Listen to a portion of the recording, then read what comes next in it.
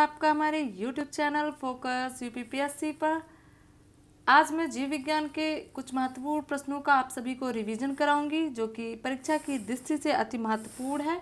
हम तेजी से रिवीजन करेंगे, जिससे परीक्षा के समय हम नेगेटिव मार्किंग से बच सकें। देखते हैं अपने पहले प्रश्न को। मस्तिष्क का कौन सा भाग संतुलन और समन्वय को केंद्रित करता है? ए प्रमस्तिष्क, बी अनुमस्तिष्क, सी मेडुला ऑब्लोंगेटा, डी पिट्यूटरी ग्रंथि। तो इसका सही उत्तर है बी अनुमस्तिष्क। शरीर वाले मस्तिष्क का वह भाग होता है जो कि शरीर के संतुलन, मुद्रा और मांसपेशियों के समन्वय को नियंत्रित करता है। बढ़ते हैं अपने अगले प्रश्न पर। प्रश्न नंबर 2, मानव शरीर में कौन सा विटामिन कैल्शियम के अवशोषण में सहायता करता है? A vitamin A, B vitamin B12, C vitamin D, D vitamin C. तो इसका सही उत्तर है सी विटामिन डी, जिसका रासायनिक नाम है कैल्सीफेरॉल। अति महत्वपूर्ण है। हर साल एक क्वेश्चन विटामिन से आयोग पूछता रहा है, तो हम विटामिन को अच्छे से तैयार कर लेंगे। ठीक है, अगले प्रश्न को देखते हैं। प्रश्न नंबर 3, नीचे दिए गए कथनों पर विचार कीजिए। ए ग्लूकोनिया एक आनुवांशिक रोग है जिसमें शरीर की फिनाइलएलानिन को नहीं तोड़ सकता। दूसरा, यह रोग एंजाइम की कमी के कारण होता है। ए केवल एक सही है, बी केवल 2 सही है, सी दोनों सही है, डी दोनों गलत है। तो इसका सही उत्तर है सी दोनों सही है। अगले प्रश्न को देखते हैं। प्रश्न नंबर 4, निम्नलिखित कथन एवं कारण पर विचार कीजिए और सही विकल्प का चुनाव कीजिए। कथन, थायराइड ग्रंथि से थायरॉक्सिन हार्मोन स्रावित होता है। कारण, थायरॉक्सिन शरीर के जल संतुलन को नियंत्रित करता है। तो जैसा कि आपको पता होगा थायरॉक्सिन के कार्य क्या हैं, तो इसलिए जो रीज़न है वो गलत हो जाएगा और कथन सही हो जाएगा, क्योंकि थायराइड ग्रंथि से ही थायरॉक्सिन हार्मोन स्रावित होता है, जैसे कि नाम से भी पता चल रहा है। और इसमें देख लेते हैं कि ऑप्शन जो सी है वो सही है, ए गलत है और रीजन जो है गलत है और असर्जन जो है वो सही है। अगले प्रश्न को देखते हैं। प्रश्न नंबर 5, यहाँ मिलान करना, हमें ऊतक दिया और ऊतक के कार्य दिए हुए हैं। तो ए देखते हैं, एपिथेलियल ऊतक का क्या कार्य है? वो आंतरिक अंगों की सुरक्षा का कार्य है, जैसा कि आप सभी को पता होगा। सहज ऊतक का कार्य भी हड्डियों का निर्माण करना है। पेशी ऊतक गति का कार्य करता है, जबकि तंत्रिका ऊतक संदेश संचरण का कार्य करता है। तो इससे हम कूट में देख लेते हैं कि कौन सा कूट मिल रहा है। तो ये जो ए है पहला मिल रहा है। अगले प्रश्न को देखते हैं, तेजी से रिवीजन करेंगे। निम्नलिखित में से कौन सा रोग वायरस द्वारा होता है? ए टाइफाइड, बी टेटनस, सी डेंगू, डी कालरा। तो इसका सही उत्तर है सी डेंगू। डेंगू जो है वो विषाणु जनित रोग है, जबकि बाकी सब जो है वो बैक्टीरिया जनित रोग हैं। अगले प्रश्न को देखते हैं। प्रश्न नंबर 7, विटामिन के की कमी से क्या समस्या उत्पन्न होती है? ए दृष्टि दोष, बी रक्त का थक्का न बनना, सी हड्डियों का कमजोर होना, डी त्वचा में रूखापन। तो जैसा कि आप सभी को भी पता होगा कि विटामिन के की कमी से क्या समस्या उत्पन्न होती है, ऑप्शन नंबर बी जो है वो सही हो जाएगा कि रक्त का थक्का इसकी कमी से नहीं बनता है। अगले प्रश्न को देखते हैं। निम्नलिखित में से कौन सा हार्मोन पुरुषों में जनन अंगों का विकास करता है? ए एड्रेनलिन, बी इंसुलिन, सी टेस्टोस्टेरोन, डी थायरॉक्सिन। तो इसका सही उत्तर है सी टेस्टोस्टेरोन, जो कि पुरुषों में द्वितीयक यौन लक्षण और जनन अंगों के विकास के लिए उत्तरदायी होता है। अगले प्रश्न को देखते हैं। प्रश्न नंबर 9, पाचन में उपयोग होने वाले निम्नलिखित एंजाइम और उनके कार्य को मिलाइए। एक तरफ एंजाइम दिया, दूसरी तरफ कार्य दिया हुआ है। तो देख लेते हैं कि पेप्सिन का जो कार्य है वो प्रोटीन को पचाना है, एमाइलेज का कार्य जो है स्टार्च को तोड़ना हो, तो लाइपेज का कार्य जो है वो वसा का पाचन करना है। तो इस हिसाब से ऑप्शन ए जो है वो मैच कर रहा है, ए सही है। आगे देख लेते हैं। प्रश्न नंबर 10, निम्नलिखित कथनों पर विचार करें। पहला, मेडुला ऑब्लोंगेटा हृदय गति और श्वसन को नियंत्रित करता है। दूसरा प्रमस्तिष्क सोच, याददाश्त और निर्णय का केंद्र है। तीसरा हाइपोथैलेमस शरीर के तापमान और प्यास को नियंत्रित करता है। तो इसमें सभी जो है वो सही हैं। ऑप्शन नंबर सी जो है सही है। अगले प्रश्न को देखते हैं।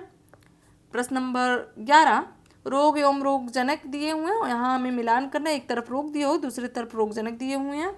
तो कॉलरा जो है वो बियोब्री कॉलरी के कारण होता है। मलेरिया जो है प्लाज्मोडियम के कारण होता है। एड्स जो है वायरस के कारण होता है। टाइफाइड जो है सल्मोनेला के कारण होता है। इस हिसाब से ऑप्शन ए जो है वो मैच कर रहा है। अगले प्रश्न पर बढ़ते हैं। प्रश्न नंबर 12 देखते हैं। कथन और कारण के आधार पर सही विकल्प चुनिए।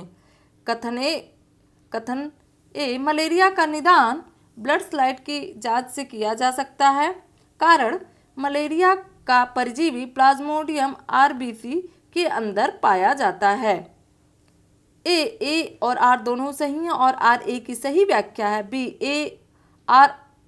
ए और आर दोनों सही है लेकिन आर ए की सही व्याख्या नहीं है। सी ए सही है, आर गलत है। डी ए गलत है, आर सही है। तो यहाँ देखेंगे कि ए और आर दोनों सही और यह इसकी व्याख्या भी कर रहा है। अगले प्रश्न को देखते हैं। प्रश्न नंबर 13, बीसीजी वैक्सीन का प्रयोग किस रोग की रोकथाम के लिए किया जाता है? ए हैजा, बी क्षय रोग, D C typhoid, D malaria. तो इसका सही उत्तर है बी क्षय रोग, यानी टीबी के लिए बीसीजी का टीका लगाया जाता है। अगले प्रश्न को देखते हैं। प्रश्न नंबर 14, शरीर की ऊर्जात्मक आवश्यकताओं को मुख्यतः कौन से पोषक तत्व पूरा करते हैं? ए विटामिन और खनिज, बी वसा और जल, सी कार्बोहाइड्रेट और वसा, डी प्रोटीन और फाइबर। तो इसका सही उत्तर है सी कार्बोहाइड्रेट और वसा। अगले प्रश्न को देखते हैं। प्रश्न नंबर 15, पोषक तत्व और उनके कार्य के आधार पर से मिलान कीजिए। एक तरफ पोषक तत्व दिया हो, दूसरी तरफ उसके कार्य दिए हुए। तो प्रोटीन का जो कार्य है वो ऊतक निर्माण करना है। कार्बोहाइड्रेट का कार्य जो है वो तात्कालिक ऊर्जा निर्माण करना है। विटामिन सी का कार्य जो है वो रोग प्रतिरोधक क्षमता बढ़ाना और वसा का कार्य जो है ऊर्जा संचयन का है। तो इस तरीके से ऑप्शन ए जो है वो मैच कर रहा है। अगले प्रश्न को देखते हैं। यहाँ अक्सर आयोग इस तरीके के प्रश्न बनाता रहता है प्रोटीन वगैरह से, तो आप तैयार करके जाएंगे। प्रश्न नंबर 16 देखते हैं। निम्नलिखित कथनों पर विचार कीजिए और सही उत्तर को चुनिए। पहला, संतुलित आहार में सभी प्रमुख पोषक तत्व उचित मात्रा में होने चाहिए। दूसरा, केवल प्रोटीन और वसा से मिलकर आहार को भी संतुलित आहार माना जा सकता है। कॉमन सेंस की बात है कि केवल प्रोटीन और वसा से मिलकर बने आहार को संतुलित आहार नहीं माना जा सकता। इस हिसाब से ऑप्शन ए जो है वो सही हो जाएगा, बी गलत हो जाएगा, क्योंकि संपूर्ण आहार के लिए हमें कार्बोहाइड्रेट भी चाहिए होता है, प्रोटीन भी, वसा भी, विटामिन, खनिज, जल आदि ये सब चाहिए होता है। ठीक है, अगले प्रश्न को देखते हैं। प्रश्न नंबर 17, एड्स वायरस शरीर की कौन सी कोशिकाओं को प्रभावित करता है? A RBC, B platelets, C T lymphocyte, D B lymphocytes. तो इसका सही उत्तर है C T lymphocytes. AIDS virus जो है शरीर की टी लिम्फोसाइट कोशिकाओं को प्रभावित करता है। आप कमेंट सेक्शन में एड्स किस कारण से होता है उसके नाम बता सकते हैं, किस वायरस से होता है। ठीक है, अगले प्रश्न को देखते हैं। प्रश्न नंबर 18, कथन और कारण के आधार पर सही विकल्प चुनिए। कथन, विटामिन ए कमी से रतौंधी हो जाती है। कारण, विटामिन ए रेटिना में रॉड कोशिकाओं के लिए आवश्यक होता है।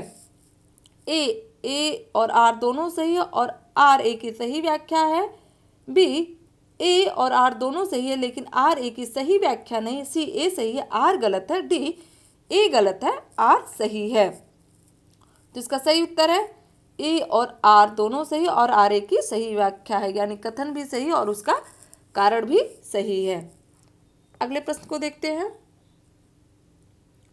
प्रश्न नंबर 19, हार्मोन दिया हुआ एक तरफ और दूसरी तरफ कार्य दिया हुआ हमें मिलाना है। थायरॉक्सिन का कार्य क्या है आप बताइए। थायरॉक्सिन का कार्य क्या है?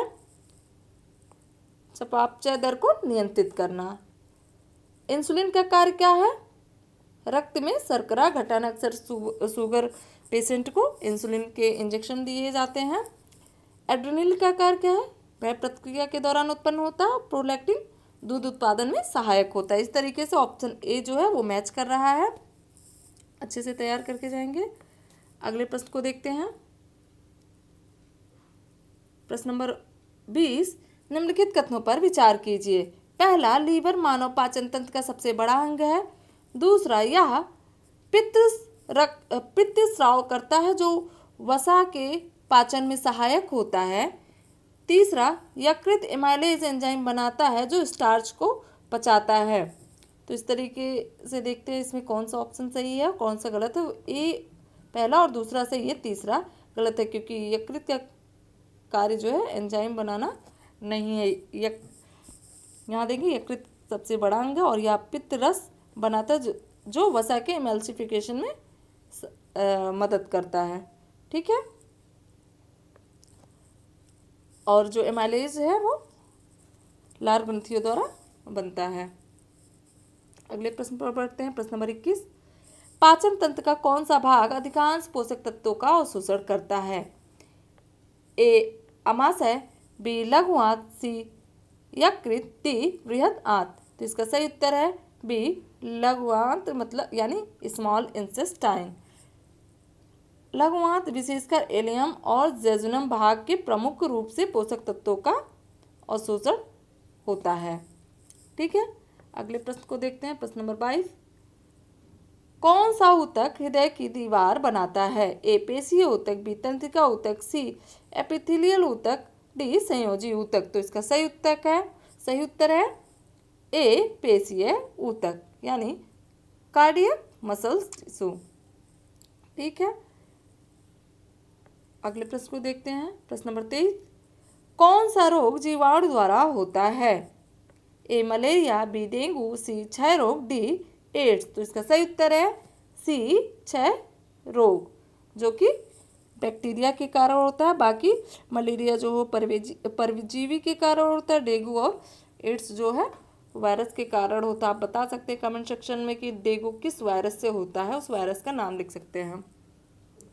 अगले प्रश्न पर बढ़ते हैं। प्रश्न नंबर 24, निम्नलिखित कथन और कारण के आधार पर सही विकल्प चुनिए।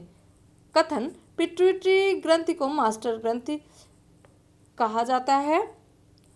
कारण, यह शरीर की सभी अंतःस्रावी ग्रंथियों के कार्य को नियंत्रित करता है। ए और आर दोनों सही है और आर ए की सही व्याख्या है। बी, ए और आर दोनों सही है लेकिन आर ए की सही व्याख्या नहीं है। सी, ए सही है, आर गलत है, डी ए गलत है और आर सही है। तो इसका सही उत्तर है ए और आर दोनों सही है और यह इसकी व्याख्या भी करता है। ठीक है, अपने अंतिम प्रश्न पर बढ़ते हैं। प्रश्न नंबर 25, अग्नाशय से कौन से हार्मोन स्रावित होते हैं? ए इंसुलिन और ग्लूकागन, बी थायरॉक्सिन और इंसुलिन, सी एड्रेनलिन और नॉर एड्रेनलिन, डी मेलाटोनिन और टेस्टोस्टेरोन। तो इसका सही उत्तर है ए इंसुलिन और ग्लूकागन। अग्नाशय में इंसुलिन जो है वो ब्लड शुगर को कम करता है, जैसा कि ऊपर मैंने बताया था आपको, और ग्लूकागॉन जो है ब्लड शुगर को बढ़ाता है। ठीक है, और ग्लूकागॉन हार्मोन अग्नाशय की लैंगरहैंस आइलेट्स की अल्फा कोशिकाओं द्वारा स्रावित होती है। महत्वपूर्ण है, आयोग इस तरीके के प्रश्न पूछता है, आप तैयार कर लीजिएगा अच्छे से। दोस्तों आपका पीडीएफ सॉरी एक मिनट,